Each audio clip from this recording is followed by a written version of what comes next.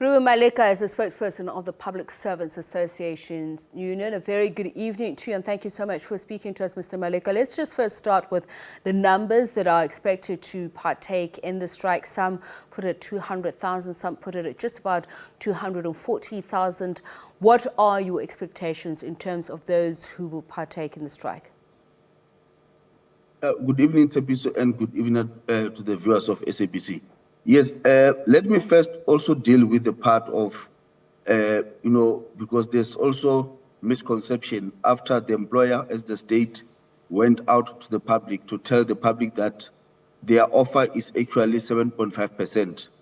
And while our demand, as you know, the settlement demand of ours is 6.5. So we want to put it on record clearly to the public, South Africans, to say, if the employer is true and not lying to South Africans, they must bring the 7.5. At any time, we'll sign it, because it is even higher than our demand of 6.5%. So, yes, of course, we have concluded the picketing rules today, and there are procedures that needs to be followed so that we can start with the action itself.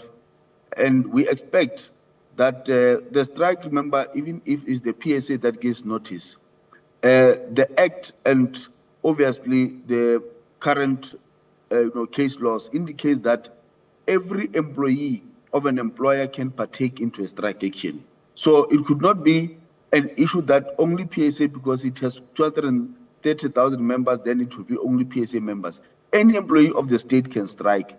In fact, even during picketing, any employee, meaning that you can take your lunch and picket, even a nurse who is essential service, even a doctor who is an essential service, a police officer, they can, during lunchtime, take part in the picketing, because it is their own time.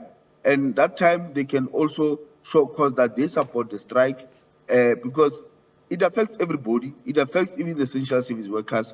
It affects any public servant that has to serve the public. So we are at a point that we feel that it's time, because it's almost 3 years that public servants never received any salary increase, while we know that the parliamentarians, magistrates have received 3% increase backdated to 2021 by the president. So in all circumstances, public service in general, they are willing to take part in this action to show demonstration that it's time that the government of the day listens to the public servants, because they cannot go on for such long time without a salary. So, Mr. Maleka, you're basically clarifying that even though some of those who will be taking part in the strike are essential workers, it is purely restricted to lunchtime pickets. Is that correct? That is correct. And we would not forget that there are various sectors that obviously they are not essential service, such as Home Affairs, such as the Department of Justice. If you go to courts, those people that are in the courts, they are also not essential service. So they can take a full-blown strike. The immigration services that are working in the ports of entries, those who are dealing with the death certificates, they are also not essential services. So those will be in a full swing to support the strike action, so that at the end of the day, we can make our plea to be heard by this government. It's unfortunate that in many respects, we can see even in general terms, when South Africans want services, it's only after a demonstration that, whatever that it becomes a demand is also going to be resolved. So it is now upon us as public servants to take a course, to fight for our rights, to fight for salary increase. It is very sad, Tepiso, that we are fighting at a time that you recall that Resolution 1 of 2018 was not implemented. And obviously, it is something that is still owed, and we believe that at a particular time needs to be resolved. So perhaps just take us back to Resolution 1 of 2018, on which you believe government has reneged on. Remind our viewers, but also you intend to make an impact. Just tell us the services that the public should be made aware of that may not be operating as usual, or there may be major disruption too. Yes, of course. we all know that the whole sectors of the public service, as I've stated, we have members in the education sector, we have members in the health sector, and in the general public service. So we expect that those members will partake into the strike action, even supporters of PSA, not necessarily a member, somebody who is a member of another trade union who supports the cause of the PSA, they are eligible. They are free to join the strike action. They are free to picket, to show, because remember, the fight of the salary increase, whether you are a member of PSA, it affects everybody. So that is why we believe that those sectors and every sector where a public servant is, they must support the cause.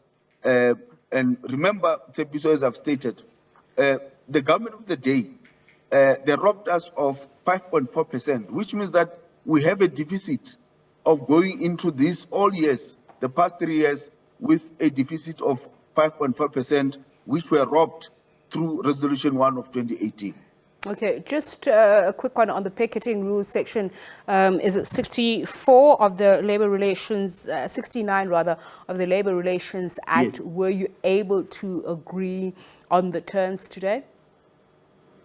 Yes, yeah, we have concluded the terms.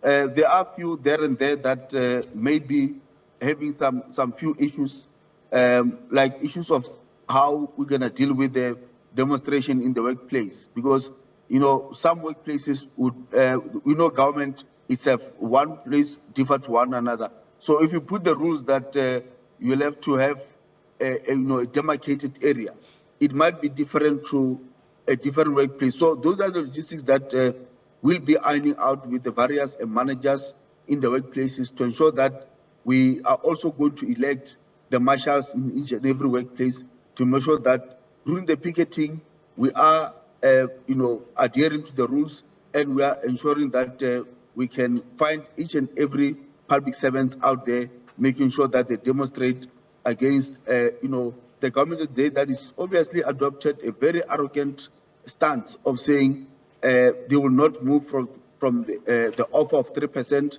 although they go and tell the general public South Africans that the offer is 7.5%. All right. Thank you so much for speaking to us. That there is Reuben Maleka. He's speaking on behalf of the Public Servants Association. They are going on strike to demand a wage hike. And as he says, they are working on a deficit since the state reneged on Section 1 of 2018, which they'd agreed on. And that amounts to more than 5%, he says.